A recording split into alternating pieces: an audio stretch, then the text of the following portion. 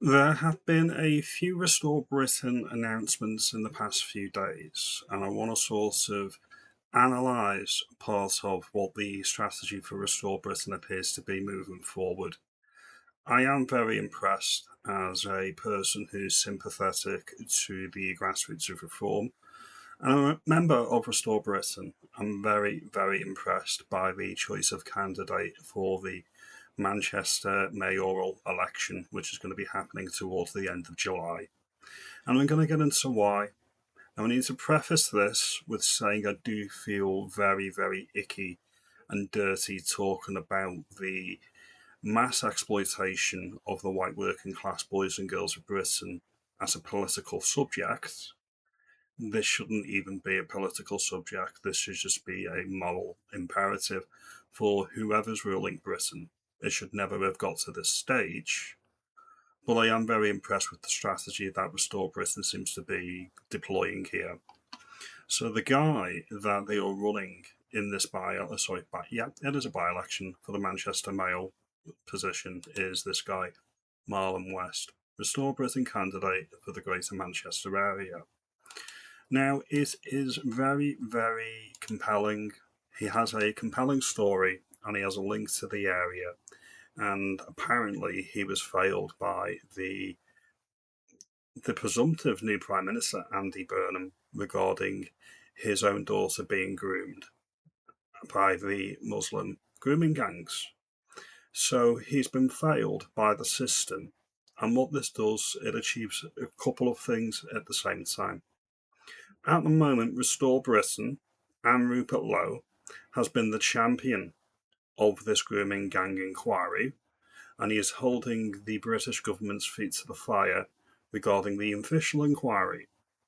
So what he's actually doing here is playing to the core strength of his political party currently, which is this grooming gang report. And then we're fielding a candidate in Manchester who's got first-hand direct knowledge of this atrocity, and it does several things. It gives more media attention to this. It holds the feet to the fire of the incumbent Prime Minister at that point, Andy Burnham. And then people in the Commons, such as Rupert Lowe, can actually say to the Prime Minister, why didn't you do anything about this? What are you going to do about this? And it builds on the Makerfield by-election by building that national profile. The Makerfield by-election means that Restore Britain, who came third in the seat, cannot be ignored. The Tories, the Lib Dems, and the Greens didn't retain their deposit in the by-election, but Restore Britain did, which is a staggering achievement for a party 4 months old. We also have compelling evidence that Andy Burnham was part of the grooming gang cover-up, and I'm going to play this clip now. The testimony to be given. And I'm answering that directly because I want that to be known from my point of view. I wasn't the question. You have not answered the question. Election! You don't know what you're talking about, no. You don't know what you're talking about. So as I say, this actually builds on the narrative and the core current strength of Restore Britain in its first year as a political party. Now, there is a second and third prong to what Restore Britain needs to do for moving down the line, and I'll get into those points in a minute or two. But at the moment, what is important is getting Restore Britain's brand out there, their name out there, and they need to develop a reputation for shining light and holding political parties' feet to the fire on areas that need to be discussed, that should have been discussed, that should have been addressed decades ago. All right, last century. That's what Restore Britain needs to do in its first year or two, while we're building and moving forward. This is what they should be doing because this is their USP at the moment. Their unique selling point is being a party that will say and do things that other political parties won't do. That is very good for public trust and it's very good for brand recognition. As I say, the whole idea of us discussing this type of thing regarding messaging and branding I have disdain for it, to be honest, but nobody else is talking about these things. Every legacy political party would like to brush this under the carpet and keep it there, and we can't do that. So it's very, very smart that Restore Britain has put this guy forward. Now I'm going to play a clip, and this is part of what Restore Britain put out when they announced him. So I'm going to play this clip now.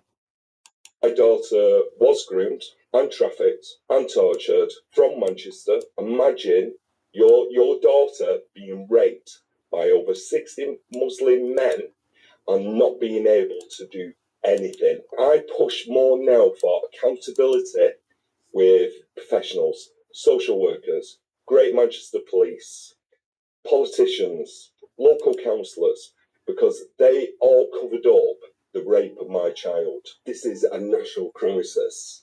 So even families I speak to in, let's say, Norfolk, exactly the same patterns. So I'm not surprised. The general public might be surprised, but as a father, I'm going through what I've gone through. It doesn't surprise me one bit. If you look at this, they're all Labour-run councils, and I can experience in Tameside the cover-ups that they've done with my daughter, and they don't want to open that up because it will destroy the party. The Reagan inquiry is going to be published today, which will expose a lot more of this. They've identified 700 survivors. There's going to be thousands. The issue is, and I speak to a lot of survivors around Greater Manchester, and a lot of them haven't come forward yet to the police because they don't have any trust in the police. Rupert was the only politician that would support me. I went to Jess Phillips and she put a hand in my face and said, no, we don't need a national inquiry into grooming. So I'm going to leave that there. Now, there was a post that went up on X by, I'm not going to name the person, but they said that people, generally speaking, are interested in their own self-interest.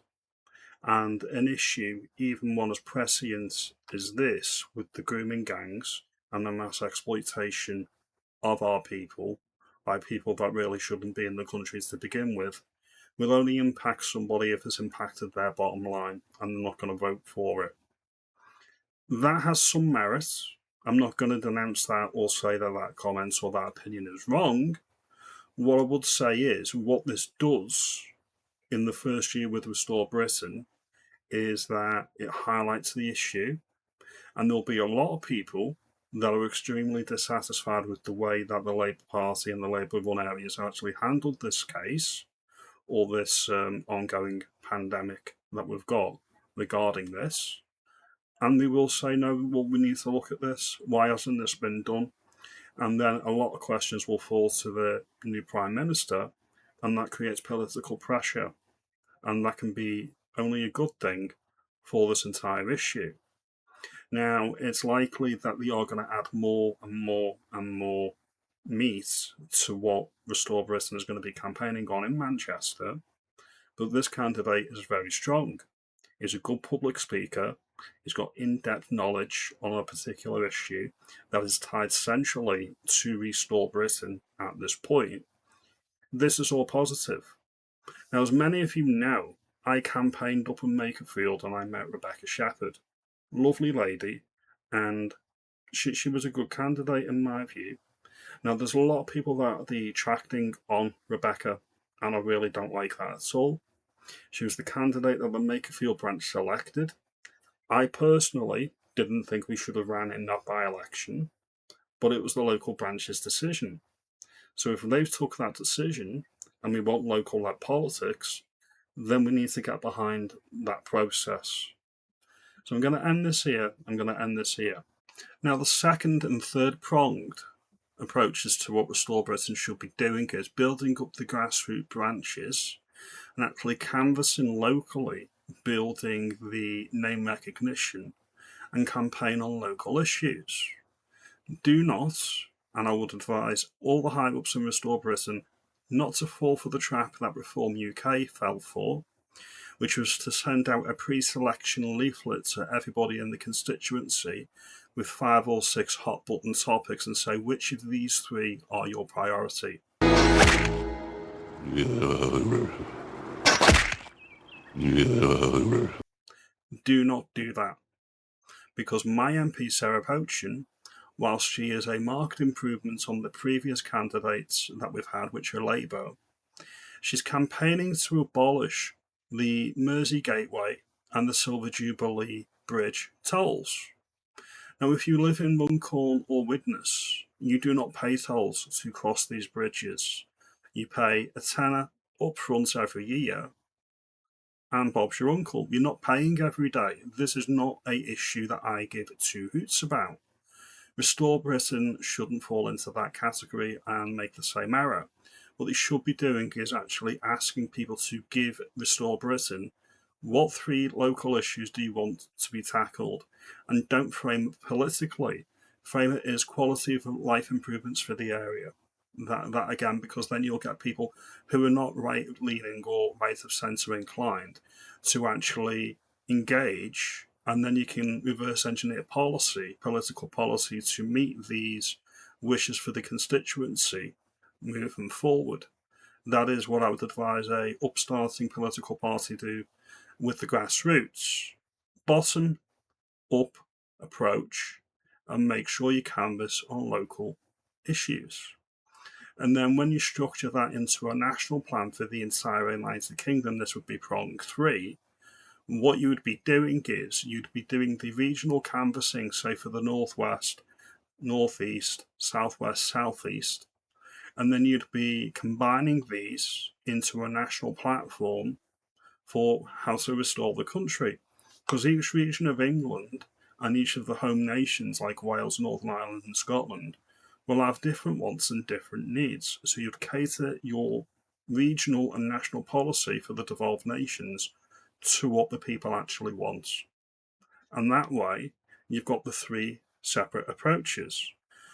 What you built your back on as a political party, which is what Restore Britain is doing currently, the grooming gangs and things like that, what you can do is you can attack on two fronts with your political candidates in failed areas, and also you get to interrogate the Labour Party and the Labour Prime Minister, Andy Burnham, or soon to be, on this issue.